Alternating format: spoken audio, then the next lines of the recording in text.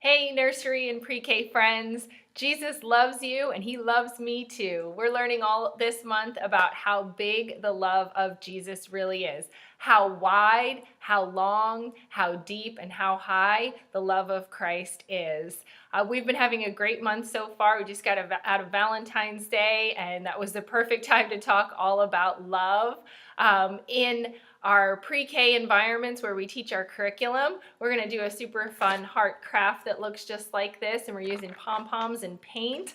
So fun. And while I know for some of you, when you hear paint or messy things with little 2, 3, 4-year-olds, you think, oh my goodness, can we do this in a little bit more simple way? But I have a great win I wanted to share with each one of you from last weekend. There was a brand new little boy, and he was nervous and didn't really want to come into the class, so he actually went all the way out into the foyer and told mom, I'm not going to go to class. But one of the teachers was able to get down on his level and let him know, we're getting messy this week. We're going to actually paint your hands and make handprints up on the wall with some finger paint. And when he heard that and that he could get messy and really get in and have a lot of fun in his class, he left his mom and was willing to stay and had a great time in one of our pre-K classes. So I know sometimes we do shy away from things like that, but just wanted to share that win as an encouragement to you that sometimes the things that might seem a little sticky for us are the things that make the most impact on our kids and ultimately the most impact on the parents too, when they see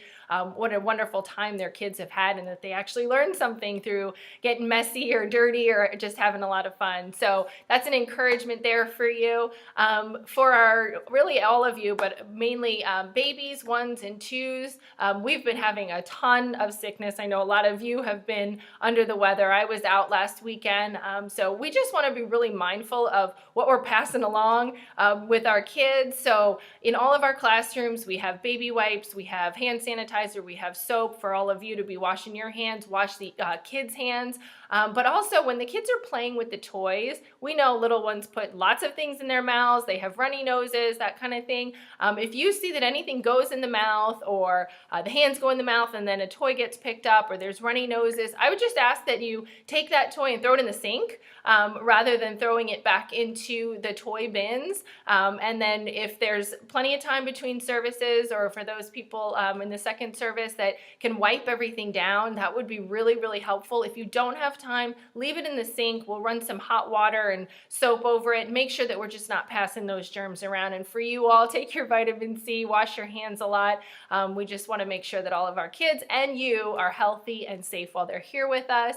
One other thing I wanted to touch on in our 3s, 4s, and 5s class this week, we are doing an activity that includes a bin of rice. It looks just like this. And there's some cups in here that have hearts on them, and the kids will actually be taking turns filling those up with rice to the different levels on the cups. I just wanted to give you a note of precaution. Please try that as a small group activity. So maybe one of the leaders or the teen helpers can take the kids aside and maybe 2 or 3 of them and sit with them and do that activity and then put the rice in the cups back up when you're finished. That's just one of the things that we don't want the raw rice all over the room, just for safety reasons and cleanliness reasons. So this is a great time for you maybe to try out those rotations and those different kind of small group stations in your classrooms. Maybe one can be doing the pom-pom activity at one table and then somebody else can be doing the rice activity. But if you need any help with anything, call on one of us so we can help you out. But that's just a word of precaution. Have a lot of fun this week. I looked through all the activities. It's going to be a great, great week. We have several people going through orientation and shadowing on Sunday this week. So please just be ready to maybe have some fresh faces in your class, ready to kind of walk them through what you do, why you do it, share your passion and your heart for the children, and really just welcome them into the team, because we all know we need new team members, and the way that you just love on them and welcome them and train them will really help to set us up for success in keeping these people long-term as a part of our group. So one other thing too, if you serve on Sunday mornings and you're on our babies, ones or twos rooms, or you're one of those groups, I'm inviting you to come have lunch with us. We're going to Il Primo right after the second service, excuse me, and we'll just have some lunch and hang out and talk and just really get to know one another. I have a couple of things I'd love to share with you while we're there. So please let me know if you're coming so we can save a seat. And feel free, if you have family members that come to church with you, feel free to bring them along. Have a great rest of your weekend. I look forward to seeing you. Thank you so much.